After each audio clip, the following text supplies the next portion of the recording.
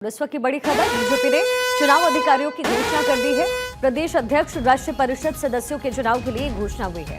केंद्रीय मंत्री भूपेंद्र यादव को गुजरात का चुनाव अधिकारी नियुक्त किया गया है। शिवराज सिंह चौहान को कर्नाटक का चुनाव अधिकारी नियुक्त किया गया। केंद्रीय मंत्री पीयूष गोयल को उत्तर प्रदेश के लिए चुनाव अधिकारी नियुक्त किया गया है। केंद्रीय मंत्री मनोहर लाल को बिहार का चुनाव अधिकारी नियुक्त किया गया।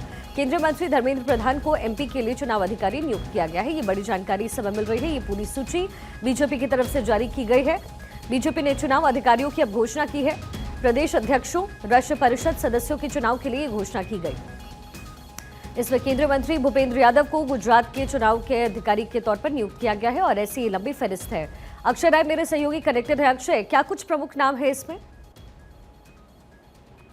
देखिए शिखा, संगठन पर्व बीजेपी का चल रहा है 2024 और 25 के लिए। इसमें के प्रदेश अध्यक्ष और राष्ट्रीय परिषद सदस्य चुनाव के लिए चुनाव अधिकारी घोषित किए गए हैं, जिसमें कि मुख्य तौर पर अगर देखा जाए तो 29 राज्यों के लिए इसकी घोषणा हुई है और जिसमें कि भूपेंद्र यादव को गुजरात का प्रभारी बनाया गया है। इसके अलावा केंद्रीय मंत्री शिवराज सिंह चौहान को कर्नाटक की जिम्मेदारी दी गई है। पीयूष गोयल उत्तर प्रदेश की जिम्मेदारी संभालेंगे। पीयूष गोयल के बारे में कहा जा रहा है कि 17 जनवरी को वो लखनऊ पहुंच सकते हैं। इसके अलावा मनोहर लाल खट्टर को बिहार, केंद्रीय मंत्री धर्मेंद्र प्रधान को मध्य प्रदेश का चुनाव अधिकारी नियुक्त किया गया है और इसके अलावा संजय भाटिया जम्मू कश्मीर का चुनाव देखेंगे, पूर्व सांसद हैं हरियाणा से। ये प्रमुख नाम है। इसके अलावा अगर तरुण चूग की बात करें तो पंडुचेरी हो जाएंगे, राष्ट्रीय महामंत्री हैं और जम्मू कश्मीर के प्रभारी भी हैं। इसके अलावा जी किशन रेड्डी केंद्रीय मंत्री हैं, तमिलनाडु में वो रहेंगे। और इसके अलावा शोभा कर्ंदलाजे जो राज्य मंत्री हैं, तेलंगाना का प्रभार दिया गया है। त्रिपुरा को जुएल राम जो केंद्रीय मंत्री हैं, उनको भी जिम्मेदारी दी गई है। तो कहा जा सकता है कि 29 राज्यों के लिए चुनाव प्रभारियों की घोषणा कर दी गई है, चुनाव अधिकारी की घोषणा कर दी गई है। और ये सभी लोग संगठन पर जो चुनाव चल रहा है प्रदेश अध्यक्षों के चुनाव में और साथ ही साथ राष्ट्रीय जो परिषद सदस्य चुने जाएंगे उसमें प्रमुख भूमिका निभाएंगे।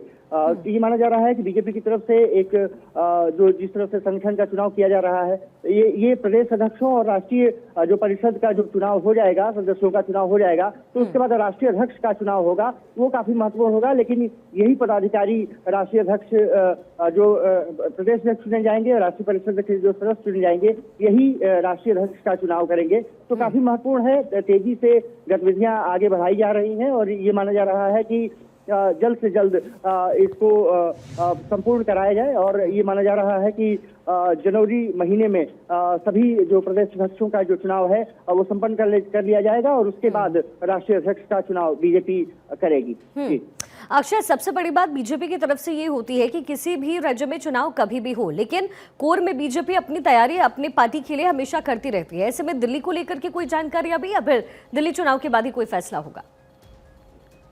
और देखिए, ये कहा जा रहा है कि जरूर दिल्ली को भी नजर में रखा जाएगा, लेकिन दिल्ली का अभी इसमें जिक्र नहीं किया गया है। इसका मतलब है कि पहले दिल्ली चुनाव को फोकस में रखा जाएगा। हालांकि नाम 2-3 नाम चल रहे हैं जो विधानसभा सेवा के साथ अलग अलग नाम हो सकते हैं। प्रवेश वर्मा का भी उसमें नाम शामिल है। हालांकि उनको चुनाव भी बीजेपी लड़ाने जा रही है, वो भी नई दिल्ली से अरविंद केजरीवाल के खिलाफ। ये बहुत पुख्ता तौर पर खबरें निकल के सामने आने लगी हैं, लेकिन ये माना जा रहा है कि आने वाले समय में इसको देखा जाएगा।